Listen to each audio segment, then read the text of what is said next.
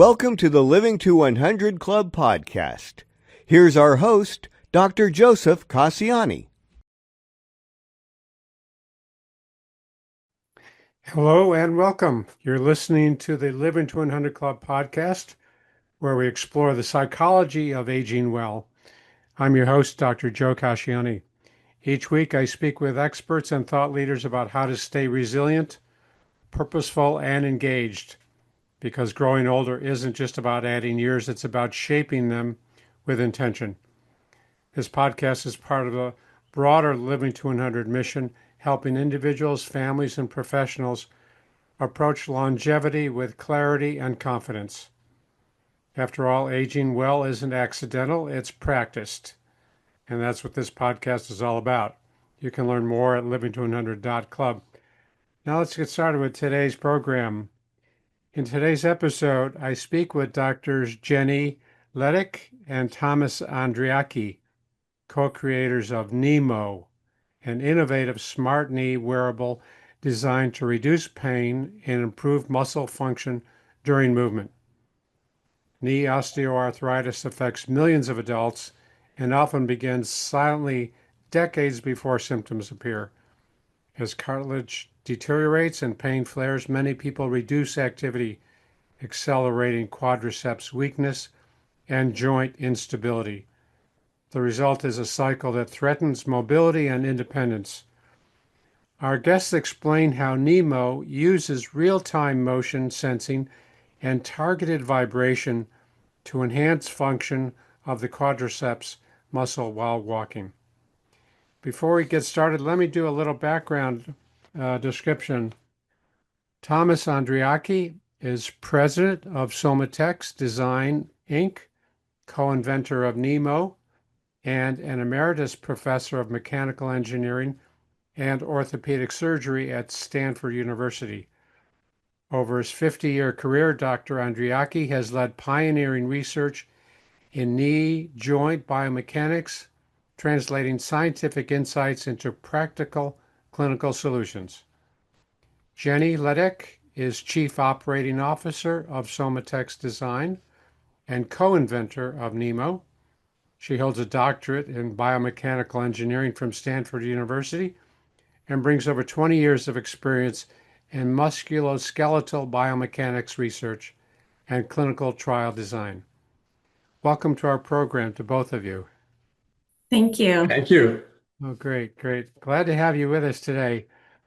Let's start with some questions about your background and motivation. Jenny, can you share your journey from orthopedic research into product development? Sure.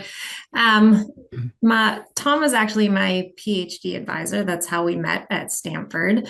And when I first came to Stanford, kind of in this biomechanical engineering, my project was a clinical trial of a shoe for knee arthritis. The shoe is designed to modify loading at the knee. So really from the beginning of my biomechanics journey, I was lucky enough to see how lab research could be translated into an actual product to help people, in this case, that had knee osteoarthritis. So after I finished my PhD, I continued to do research, as you mentioned, at Stanford and also at the Veterans Affairs Hospital.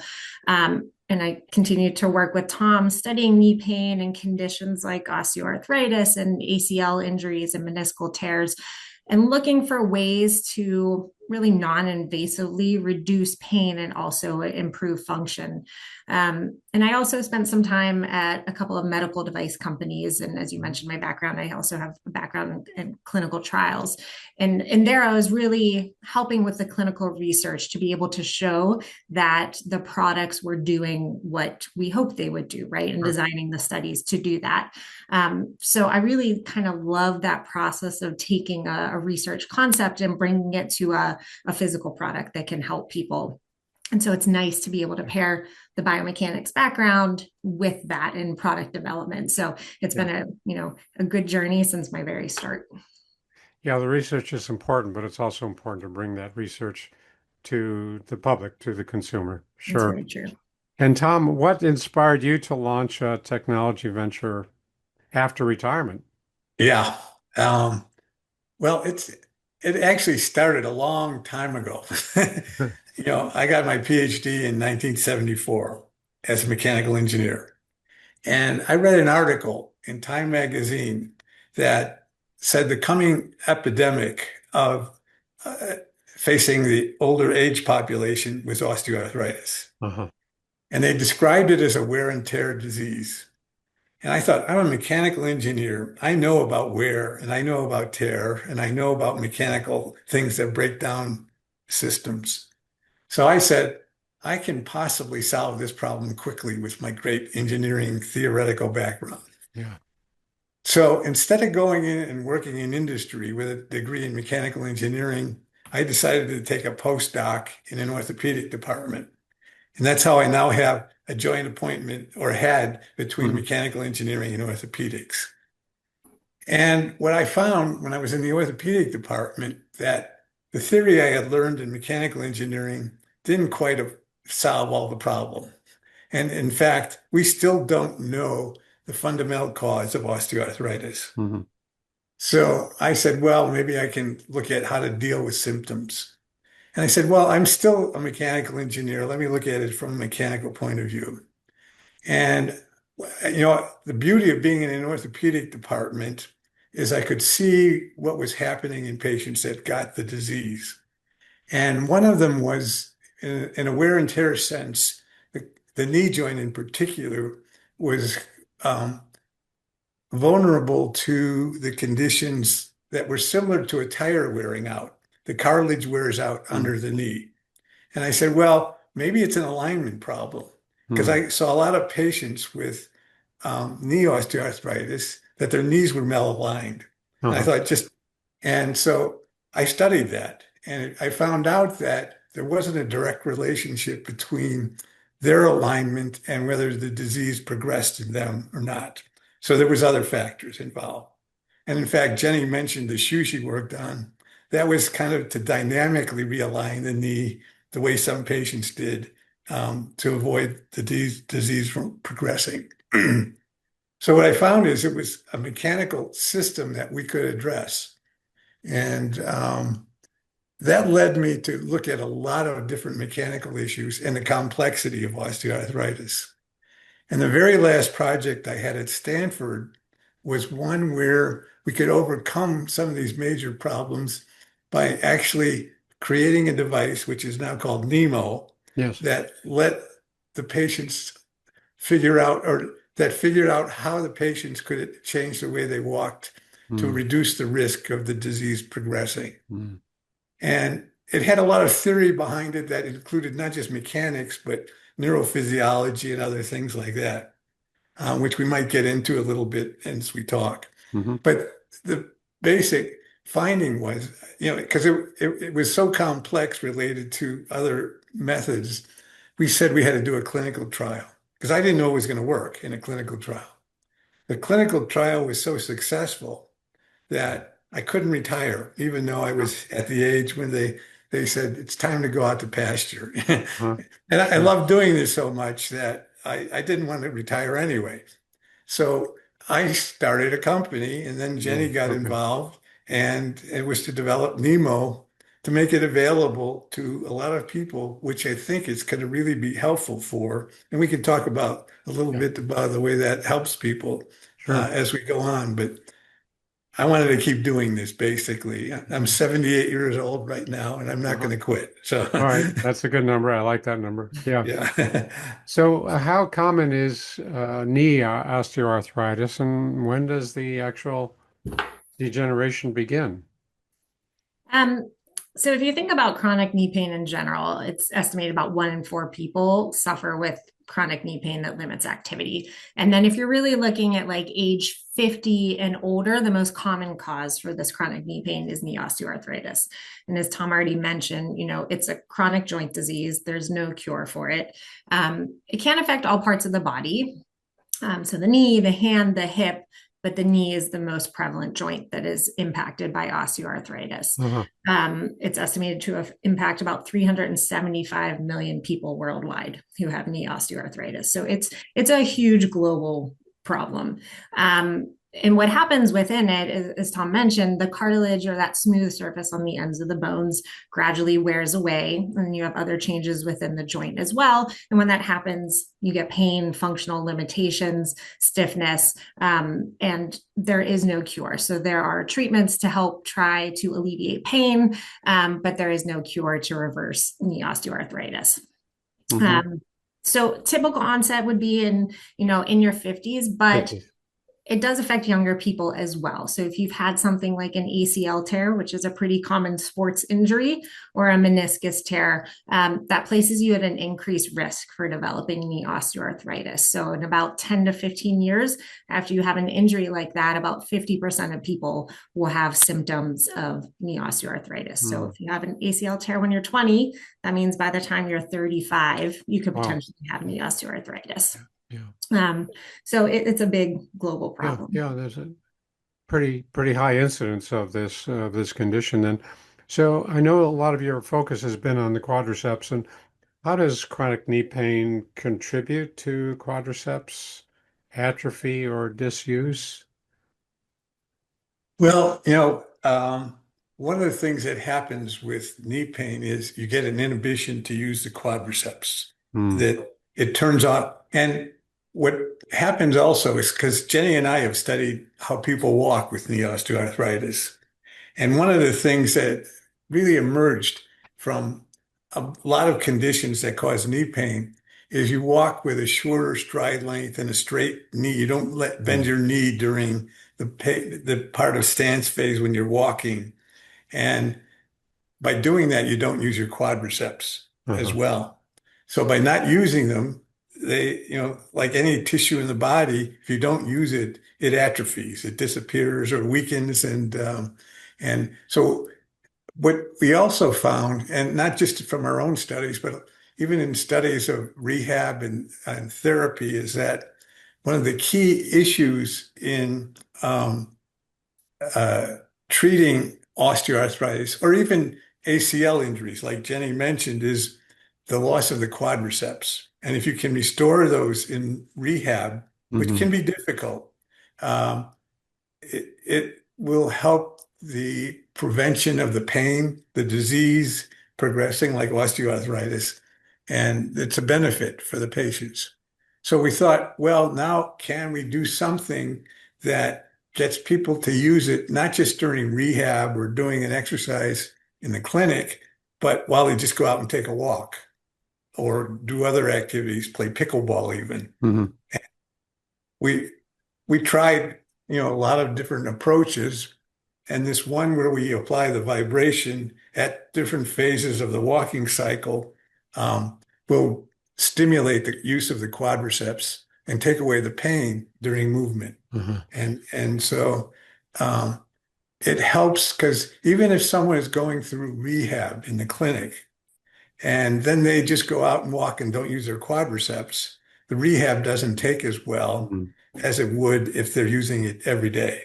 So and there's another fringe benefit of what KneeMo does, and that's what it does in terms of removing the pain that they have when they walk, because they now have a device that they can go out and take a walk and it doesn't hurt.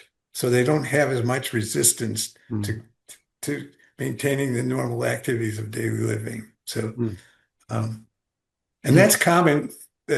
To reduce quadriceps function is common in every condition that causes knee pain. So that's interesting. That's really the principle behind KneeMo, where reducing activity accelerates the decline. Yes. So your approach is to interfere with that reduction and contribute to more activity, right? And that's yes. Yeah. So just without getting into too much of the technology, the KneeMo technology involves vibration, and that kind of stimulates the quadricep muscle, or how does that work? Yeah, so KneeMo, it's based on the principle behind how it works. It's based on something called the gate control theory of pain. It's a scientific theory. It's been around for a lot of years, right? First introduced actually back in the 1960s. And what this theory says is that the way that our brain perceives pain isn't just about the intensity of the pain signal, but it's actually can be influenced by other non-painful inputs. So something like vibration, and that can actually influence how much pain is perceived by our brain. So the way, like you mentioned, KneeMo uses vibration that's timed to movement. So the way this helps to reduce pain signals in our brain is our body takes in different signals, like either pressure or touch or vibration, and it sends those signals to our brain along larger, faster nerve fibers than the nerve fibers that pain travels along. Those pain signals travel along smaller, slower nerve fibers. And so what happens, you can almost think of it like a traffic jam. If we are using a non-painful vibration and kind of flooding these nerve pathways, the vibration is faster. So that is what reaches our brain, and it blocks some of the pain signal from reaching the brain. When I kind of describe it to people, sometimes that doesn't always get it through. So I like to say, like, in your own life, you probably are using gait control theory. I'm pretty clumsy. So I often am smacking either an elbow against a countertop or a hip.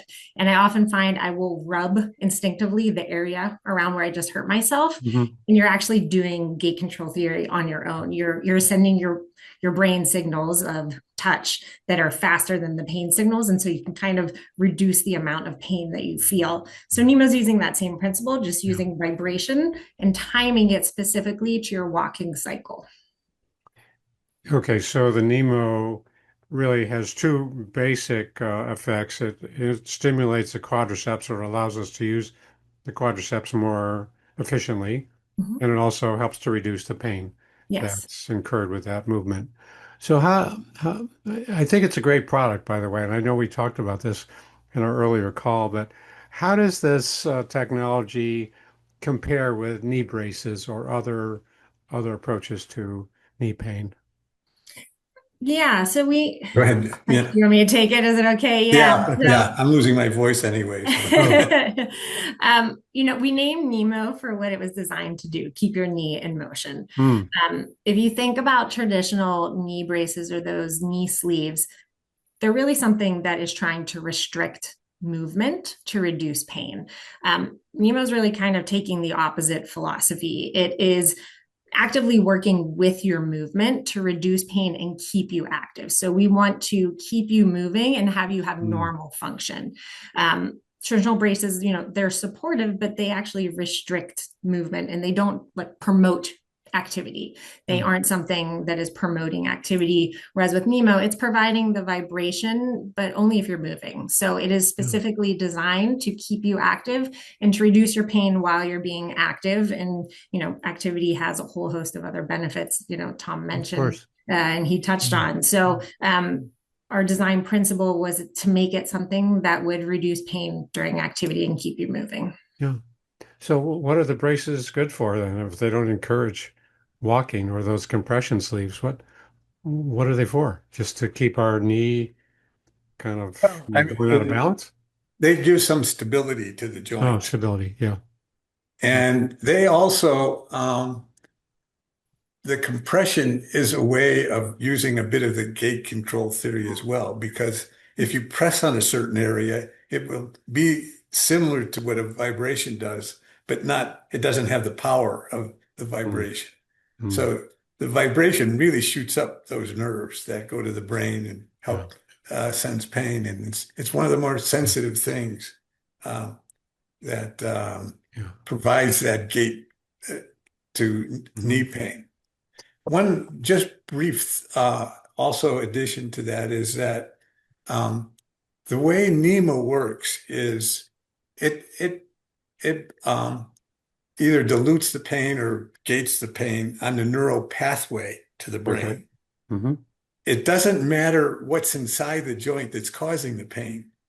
So a lot of treatments like medicine or even surgery might focus on one tissue in the knee and try to repair that. It might work and it might not, but usually the knee is a complex joint and it has a lot of structures in it that, especially when you get arthritis, will generate and cause pain and inflammation.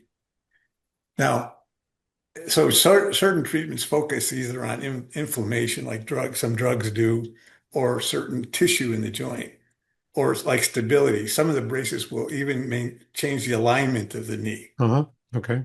KneeMo doesn't care what the source of the pain is because it's gating it. Oh, Oh, you just froze, Tom. Yeah.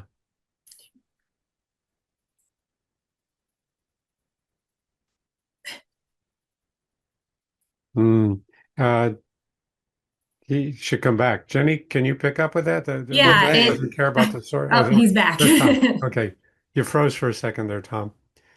Oh, okay. Did You were I? just saying you stopped where KneeMo it doesn't matter what the source of the pain is. Right. Yeah. Yeah. So Gating it yeah. farther up is, I think, what you were going to say. Yeah. Yes. So it gates it. It doesn't matter what the source of the pain is Okay. because it's gating the wires that send the signal up to the brain, which is different than most other treatments. And it works during movement. It's that. Yeah. Yeah. So the other approaches, other treatments really don't encourage that amount of walking that KneeMo does. I mean, that's Yeah, right. you know, I kind of talked about the analogy where people who have back pain tend to restrict their movement because it causes so much pain, and that Right. doesn't help them. It actually limits them further as that progresses. So it's a very similar model, it seems like. Yeah. Yeah. You're encouraging that movement, that walking activity. Mhm. Yeah. And I think To build up the quadriceps muscle again. Yeah. right. Wow. Okay. And I think many people, when they have knee pain, they have, and it's natural, right? A fear of the movement, just like with back pain. They fear making the condition worse. But research is very consistent, and it's showing that's not what is best for the knee joint, right? And in terms of making sure the disease doesn't progress, in terms of helping with pain, helping with function, it's important to keep moving. And so, our goal was really to create something that would be easy to use in your daily life so that you can keep doing that.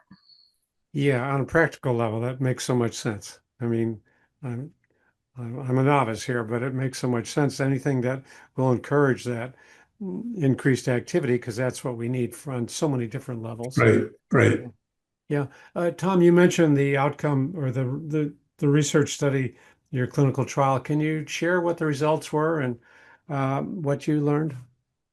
Sure. It was done in a laboratory where we could test people walking with KneeMo and then walking with a device that didn't have the activity of KneeMo, which is a placebo version of KneeMo. And what we found is that there was a substantial, and we could ask them how they felt with KneeMo, and the results were positive, but pain response to people vary tremendously. Two people can have the same disease but one will say, "Geez, it hurts like mad," and they go to the doctor, and the other said, "No, it doesn't hurt." Yeah. So that's a challenging outcome measure. So we have in the lab a method where we can pick up the way a person's walking and know that they're in pain or not in pain. Oh, that We can know correlates if with they're it. using quadriceps muscle or not using quadriceps. So we can look at the motion and the forces they generate while they're walking. So both measures, the subjective patient-reported outcome measure and the measurement in the gait laboratory were consistent and showed we had substantial improvement. And the vast majority had better quadriceps function and felt better with KneeMo. Visually, you could see it within minutes of them in the lab. They put KneeMo on and their face turns to a smile. Really? And you could see their walking improve, going up and down stairs improved. And that was striking. That was kind of an aha moment for us and said, this thing really works. I'm sure.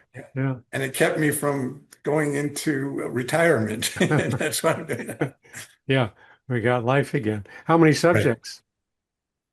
Jenny, you remember? Yeah, so we did a few clinical studies. So one was an initial single day study that was in 21 participants there, and they all had knee pain and reduced from conditions that cause reduced quadriceps Sure. muscle function. And then we went on and did the longitudinal study that Tom was talking about. And that was in, I believe it's 38 participants in that who we followed for over a month wearing KneeMo and then over a month wearing the placebo that we had in Wow. the study. Yeah, that's a good number.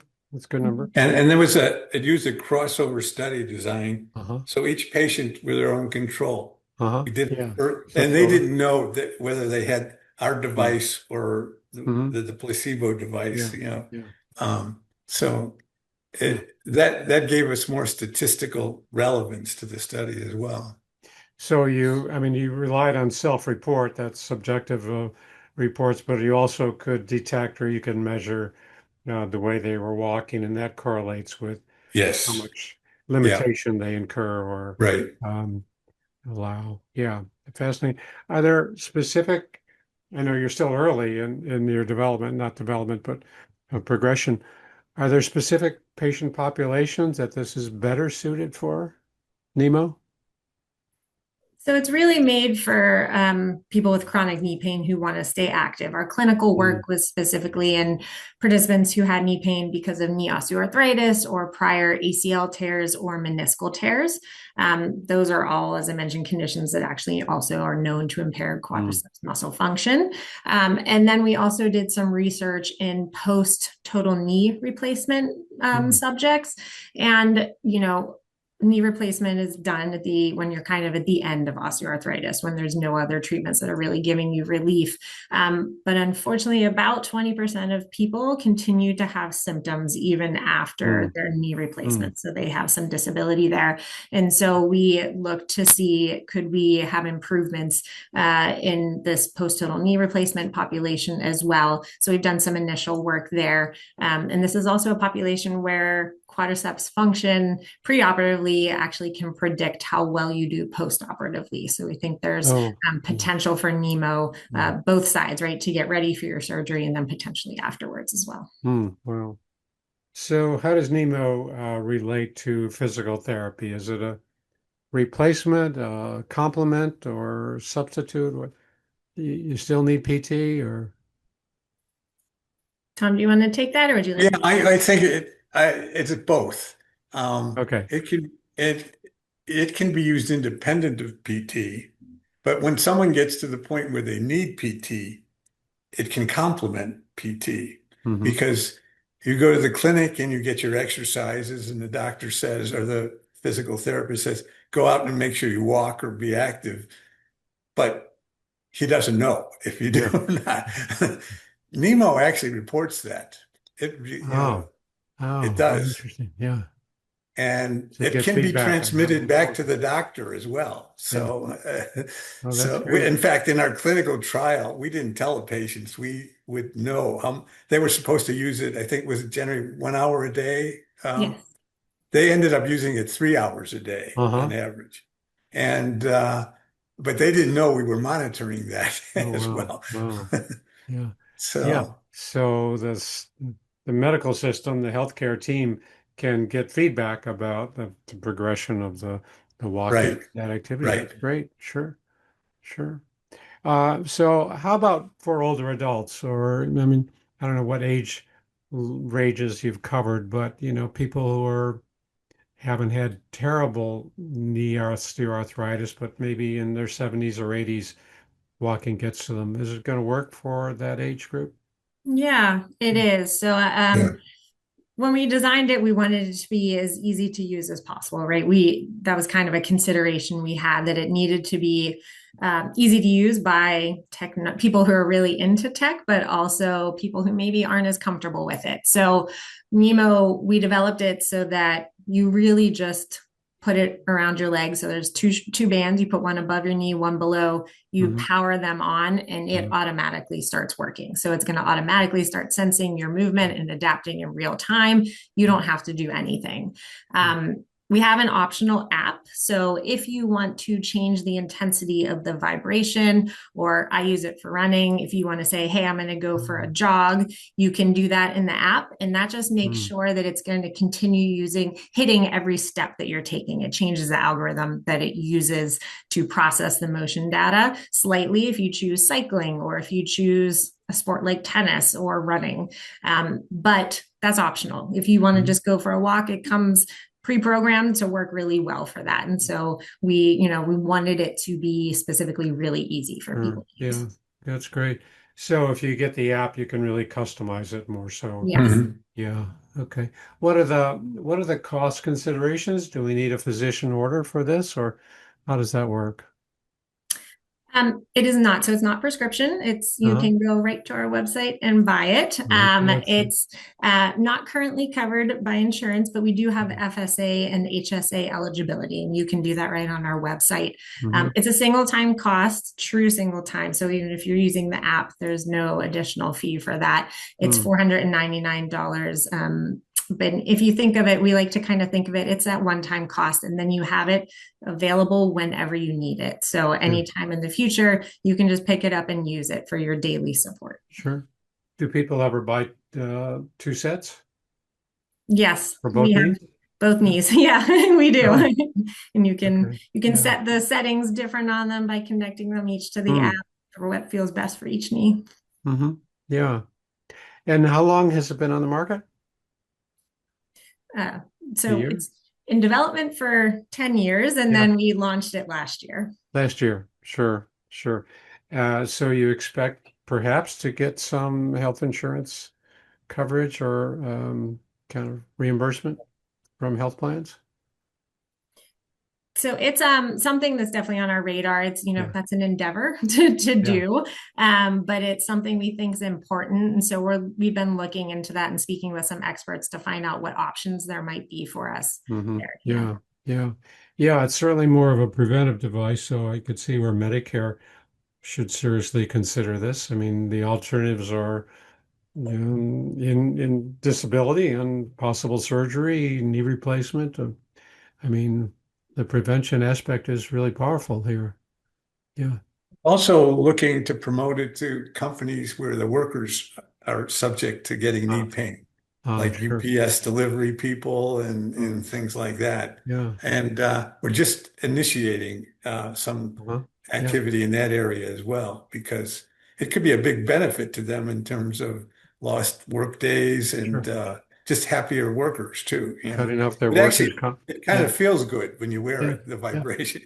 Yeah. I could see postal employees. I mean, they have feet and knee problems all the time. Oh, yes. People Yeah. delivering mail. Amazon, places where they do a lot of Yeah. lifting and Yeah. flexion of the knee. It's a great device. What would you say to someone who's avoiding walking because of their terrible knee pain? How would you advise them? By KneeMo. Buy KneeMo. Okay, quick answer. Yeah. I mean, I think for me, I understand the instinct, right? You feel like you're protecting yourself, but all the research is showing that the inactivity is actually working against you, right? It's weakening the muscles. It's putting you into this cycle, right? The cycle of less activity, which weakens the structures around the knee and eventually leads to more joint degeneration. So I think finding ways to stay comfortable and stay moving is really important, and look for solutions that work for you. Yeah. You're right. Yeah, I mean, the person who says, well, it's just too painful. I'd rather stay at home and sit on my sofa, and I can avoid that unbearable knee pain. You're saying, what? Try it. Right. Try it. Yeah. And I mean, I think there's so much research. It's not just joint health, right? Movement's important for joint health, but movement's so important for our overall well-being. It's important for our mental health. There's your sleep. There's so many wide-ranging effects that movement has. And you're not just doing a disservice in terms of your joint health. It's the whole body. Yeah, that's a good point. You're not just avoiding knee pain, you're adding a lot of other consequences from that inactivity. That's a good point. Yeah. So what excites you both most about this technology in older adult care? What do you see in the future? Well, I think one of the big things is that knee pain is one thing, but as Jenny mentioned, it helps your overall body health. If you can get out and take a walk, your cardiovascular health is better. Obesity is under control, perhaps with more activity, type 2 diabetes. There's a lot of secondary benefits to using it. we're also interested in the spectrum of people that it can benefit. It's was initially targeted for osteoarthritis, but we've got some very young people. In fact, one of our interesting users, I call him Forrest Gump. He's an ultra long distance runner. If you remember in that movie when Forrest Gump ran across the country, this guy looks like Forrest Gump in a way, but he is a strong advocate. He uses it overcomes the knee pain he gets after long distance runs. He's able to rehab faster. And anytime he has symptoms, he uses it and he recommends it to other runners as well. Yeah. He's a younger guy. Our oldest user is someone after total knee replacement that he had technically a successful knee replacement by X-ray. It looked good. But he had severe pain where he could barely go out and take a walk after the knee replacement. Wow. He uses it now every day because it takes away his pain when he goes out and takes a walk. Yeah. So that's a spectrum of things, all the way from an ultra long distance runner to someone post total knee replacement that just wants to go out and take a walk, Yeah. and everything almost in between. That covers a lot of territory. You're right. Right. That's a broad continuum. Yeah, that's great. Yeah, we don't think about athletes like that or people who are wanting to stay healthy and keep, stay at their peak performance level. Yes. So that's important. Yeah. I like the whole notion of the longevity, though, because we know activity and physical activity and exercise is critical to longevity. And it does have ripple effects when we're out socializing and connecting and all the physical benefits, the cardiac and, the metabolic effects. So, Oh, yes. Yeah. that's huge. That's huge. Yeah. Well, I think you've got a great product. I think it's, I'm so glad you've been on my program to share this, and I'll be sure to get it out to the public. And I just want to ask you, how do people learn about your program, and what's the website? Where can they go? Yeah. If you want to find out more, our website is the KneeMo, so TheKNEEMO.com. You're always welcome. There's a contact there to reach out to us. Tom and I would see that if you had any specific questions, please reach out. Great. TheKneeMo.com. Yes. Okay. Well, thanks to you both for sharing your experience and your insights, and I wish you much success on the sale of this, because it's more than individual knee pain benefit. It's really way beyond that. So thank you for doing that. And thanks to our audience. Thanks for spending part of your day with us. If today's conversation resonated, I invite you to continue exploring the work at living200.club. Join the Living to 100 community at living200.community, or discover practical tools like my Better, Longer, and Happier series at living200.solutions. Until next time, stay curious, stay engaged, and keep shaping your next chapter. Thanks to both of you again. Thank you. Thanks for having us. Yes. You're most welcome.